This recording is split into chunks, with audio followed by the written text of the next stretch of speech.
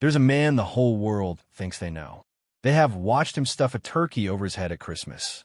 They have laughed as he cheated during an exam, conducted an orchestra with total chaos, and nearly destroyed a hospital with a toy car. For decades, this man made billions of people laugh without saying a single word. Children in countries that had never heard of England grew up watching him on tiny television screens and bursting into hysterical laughter. He crossed every language barrier, every cultural divide, every generational gap. The world fell in love with Mr. Bean. But here is the thing that almost nobody understood while they were laughing. The man behind that blank, rubbery face was quietly suffering.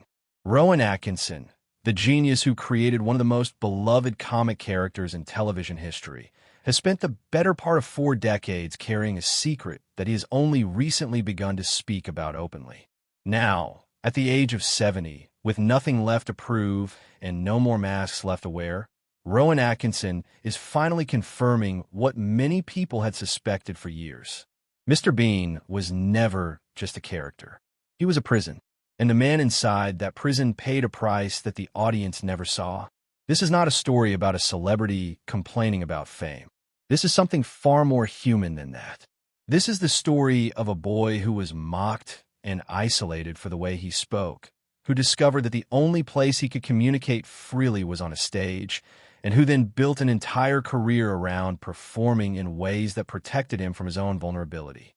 To understand what Rowan Atkinson has finally confirmed at 70, you have to go back to the very beginning, to a small town in County Durham, England, where a quiet, odd-looking boy was learning that the world could be a cruel place.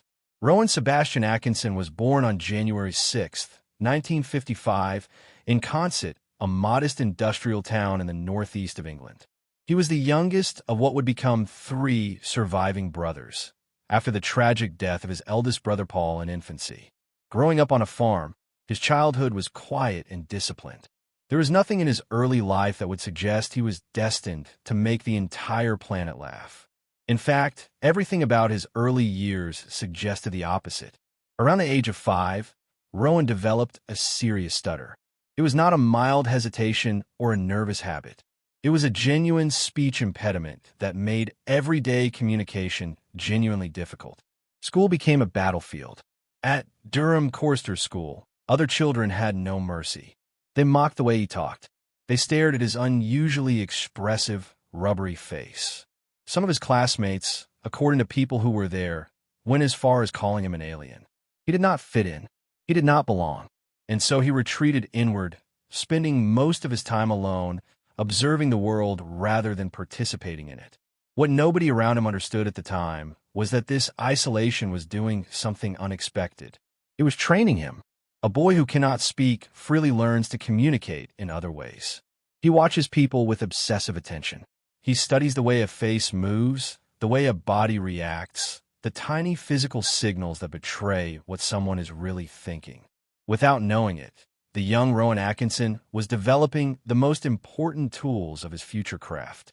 The suffering was real, but so was the education it quietly provided. One classmate at that school was a boy named Tony Blair, who would grow up to become Prime Minister of the United Kingdom. Blair later acknowledged how difficult those years were for Rowan. The bullying was not subtle. It was the kind of sustained cruelty that leaves marks on a person for life, the kind that shapes how they see themselves and how they move through the world for decades to come. Then something remarkable happened. When Rowan stepped onto a stage, the stutter disappeared. Completely. Not partially, not occasionally, but entirely. The moment he became a character, the part of his brain that locked up his speech simply released. He could perform without any difficulty at all. For a boy who had been humiliated for the way he talked, this discovery must have felt like finding a door in the middle of a wall that had no doors. Performing was not just something he enjoyed. It was the one place where he was free. What followed was an educational path that seemed designed to lead somewhere completely different. Rowan was, despite everything, an exceptional student. He earned top grades in his science A-levels and won a place at Newcastle University in 1973 to study electrical and electronic engineering. After graduating in 1975, he continued to Queen's College, Oxford, for a master's degree focused on complex self-tuning control systems. He even began doctoral research before quietly walking away from it. His academic teacher at Oxford, Chris Robson, later recalled that Rowan showed no particular distinction in the classroom. But the moment he walked onto a stage, something fundamental changed about him. Oxford was where everything accelerated. Rowan joined the drama club and fell into a performance group called the Etc., where he met a young, aspiring writer named Richard Curtis. Their meeting in 1976 would change both of their lives permanently. Curtis watched Rowan perform for the first time at a rehearsal and was immediately overwhelmed. He later described seeing a quiet, funny-looking man standing in the corner who seemed unremarkable until the moment he performed. Then, according to Curtis, it was pure genius. Rowan did a sketch about driving and a simultaneous mime that left the room stunned. That same year, in August 1976, Rowan performed with the Oxford Revue at the Edinburgh Festival Fringe. The national audience responded. His path had been decided, though the road ahead was far from smooth. The years between 1978 and 1980 were among the hardest of Rowan's early career. The BBC rejected him repeatedly. They did not know what to make of his style of comedy, which was odd and physical and unlike anything that fit neatly into their existing categories. His stutter, which disappeared on stage, came back with a vengeance during auditions and interviews, adding layers of stress to an already demoralizing process. At one point, by his own account, he seriously considered abandoning comedy entirely and returning to engineering. But he had made a discovery about himself that he could not simply walk away from. When he inhabited a character completely, his stutter vanished. This was not just useful, it was revelatory. It meant that he did not need to be Rowan Atkinson in front of an audience. He could be someone else, and in being someone else, he could finally speak. This insight became the psychological foundation of his entire approach to performance. Every character he ever played was, on some level, a place where he could breathe when the real world made breathing difficult. He continued building his craft alongside old friends like Angus Deaton, performing on radio and in live shows. By 1979, he was back at the Edinburgh Fringe, this time with a show that was almost entirely silent. Some people in the audience walked out. Others recognized something extraordinary happening in front of them. A man was communicating profound comedy without words, and doing it better than almost anyone they had ever seen. His face, which had been mocked as alien and strange during his childhood, had become his most powerful instrument. The breakthrough arrived in October 1979, when the BBC aired the first episode of a new topical comedy program called Not the 9 O'Clock News.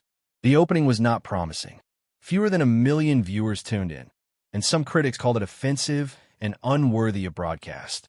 Mel Smith, who would become one of Rowan's closest collaborators on the show, reportedly described that first episode as the worst half hour of television he had ever watched. Yet the BBC controller liked what he saw enough to commission another series, and that decision changed everything. Not the 9 O'Clock News became one of the most important British comedy programs of its era, and Rowan emerged from it as something genuinely new. A sketch called Gerald the Gorilla, in which he played a highly educated and deeply irritated gorilla named Gerald, became nationally famous. The line "Wild, I was absolutely livid" entered the cultural vocabulary. The sketch was so beloved that scientists began, in a spirit of affectionate tribute, using the word flange to describe groups of baboons, a term invented purely for the joke. The show won a BAFTA for Best Light Entertainment Program and a Silver Rose at the Montreux Festival in 1982. Rowan Atkinson was no longer someone the BBC was rejecting. He was someone the country was watching. But behind the scenes, the pressure was already building into something unsustainable. By 1982, the cast had reached a breaking point. The pace, the anxiety, the relentless creative demands had taken a serious toll. Rowan, who had always battled anxiety, was struggling in ways that were not visible to his audience. The decision was made to end the show, not because it had failed, but because continuing would have cost the people making it more than they were willing to pay. They walked away at the height of their popularity. That decision said something important about the kind of person Rowan Atkinson was and about what mattered to him beyond fame and money. In June 1983, he launched The Blackadder with Richard Curtis. It was an ambitious and expensive historical comedy set in an alternative version of the 15th century, filmed on location at Alnwick Castle with huge sets and period costumes. The first series won an international Emmy, but the costs were so high and the critical reception so mixed that the BBC nearly canceled it afterward. What saved it was a radical rethink. For the second series, in 1986, everything was stripped back. Ben Elton joined as co-writer, bringing faster dialogue and sharper jokes. The location filming was abandoned. The cast was tightened, and Rowan's character, Edmund Blackadder, was fundamentally reimagined. Where the original Edmund had been bumbling and weak, the new version was cunning, sardonic, and brilliantly funny. Tony Robinson's Baldric was transformed from a relatively intelligent sidekick into the glorious simpleton audiences came to adore. The final series, Blackadder Goes Forth, which aired in 1989, became something genuinely extraordinary. Set in the trenches of the First World War, it managed to be simultaneously hilarious and heartbreaking. The closing scene, in which the characters go over the top into no man's land in slow motion,